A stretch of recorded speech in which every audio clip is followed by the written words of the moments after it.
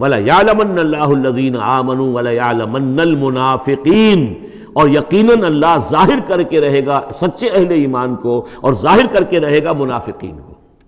گویا کہ یہ شکل جو ہے یوں سمجھیے یہ وہ روگ ہے کہ یہ اگر بڑھ گیا، تم نے ابھی نپ دی ایول ان دی بڈ، ابھی فوری طور پر اس کی اصلاح کر لو، فوری طور پر علاج کر لو۔ ابھی ٹی بی کا تمہیں انفیکشن ہوئی ہے، فرسٹ سٹیج میں ہے، علاج کر لو۔ لیکن اگر کہیں تم نے اس وقت پرواہ نہ کی اس کی اور یہ مرض بڑھ گیا تو یہ منافقت تک لے جائے گا تمہیں، اللہ تعالیٰ پھر کھول دے گا کہ یہ منافقت ہے۔ تو یہ ہے اصل میں پورے مکی قرآن میں یہ ایک جگہ ہے جہاں لفظ منافقین آیا ہے۔ باقی کردار آیا ہے سورہ حج کے اندر بھی، لیکن وہاں لفظ منافق نہیں ہے۔ وَمِنَ النَّاسِ مَن يَعْبُدُ اللَّهَ عَلَىٰ حَرْفٍ فَإِنْ أَصَابَهُ خَيْرٌ اطْمَأَنَّ بِهِ وَإِنْ أَصَابَتْهُ فِتْنَةٌ انقلب عَلَىٰ وَجْهِهِ خَسِرَ الدُّنْيَا وَالْآخِرَةَ، لیکن یہاں کھول دیا گیا یہ کردار کس کا ہے، یہ تو پھر منافقت سے۔ وَلَيَعْلَمَنَّ اللَّهُ الَّذِينَ آمَنُوا وَلَيَعْلَمَنَّ الْمُنَافِقِينَ۔ اب ایک اور تیسرا پرابلم ہے، یہ تین پرابلم یہاں پر ٹیکل کیے گئے ہیں۔ وہ نوجوان جن کے والدین ان کے اوپر دباؤ ڈال رہے تھے، یا وہ کم ہمت لوگ جو ان ایذاؤں سے گھبرا رہے تھے، اور تیسرا یہ ہے کہ کچھ بزرگ لوگ بڑے مخلصانہ انداز میں آ کر کہتے ہیں نوجوانوں سے، کہاں اپنے برباد کر رہے ہو، کیریئر برباد کر رہے ہو، اچھے بھلے تعلیم حاصل کر رہے تھے، تم جا رہے تم کس کام میں پڑ گئے ہو، اب تمہاری تعلیم اس درجے کی نہیں رہی ہے، تمہارا کاروبار اچھا جا رہا تھا، کیریئر تھا، تمہارا پروفیشن بہت چمک رہا تھا، اور تم اس کام میں پڑ گئے ہو۔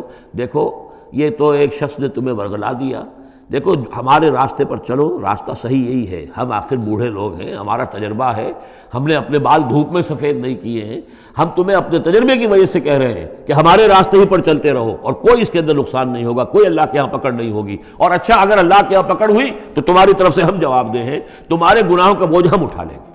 اب یہ گویا کہ نہایت ناصحانہ انداز، مخلصانہ انداز، بزرگانہ انداز، اس میں یہ بات کہی جاتی تھی۔ اب اس میں کیا کریں، اس کا جواب دیا گیا۔ وَقَالَ الَّذِينَ كَفَرُوا لِلَّذِينَ آمَنُوا اتَّبِعُوا سَبِيلَنَا، اور کہتے ہیں یہ کافر ان سے کہ جو ایمان لے آئے، ہمارے ہی راستے کی پیروی کرو، چلے آؤ انہی راستوں پر۔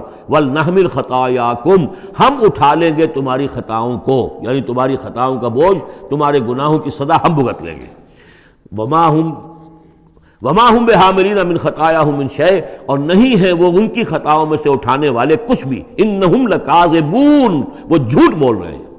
ولا یحملن اثقالہم واثقالا مع اثقالہم، البتہ وہ اٹھائیں گے لازماً۔ پھر دیکھیے وہ لَيَعْلَمَنَّ اللَّهُ الَّذِينَ آمَنُوا وَلَيَعْلَمَنَّ الْمُنَافِقِينَ، اور یہاں پھر وہ لفظ آیا ولا یحملن اثقالہم، وہ لازماً اٹھائیں گے اپنے بوجھ بھی، اور جو گمراہ کرنے کی کوشش کر رہے ہیں اس کی وجہ سے اپنے بوجھوں میں اضافہ کر رہے ہیں، وہ مزید بوجھ ہوں گے۔ لیکن اے نوجوانوں، اگر تم نے ان کی بات مان لی تو تمہارے بوجھ جو ہے وہ نہیں رہ سکیں گے، وہ تمہیں کو اٹھانے پڑیں گے۔ ولا یسألن یوم القیامۃ عما کانوا یفترون، اور ان سے لازماً باس پرس ہوگی قیامت کے دن جو افتراء وہ کرتے رہے تھے، جو جھوٹ انہیں گھڑا تھا کہ ہم تمہارے بوجھ اٹھا لیں گے، جبکہ لا تزر وازرۃ وزر اخری، قیامت میں کوئی نہیں ہے جان جو کسی دوسرے کا بوجھ اٹھا لے۔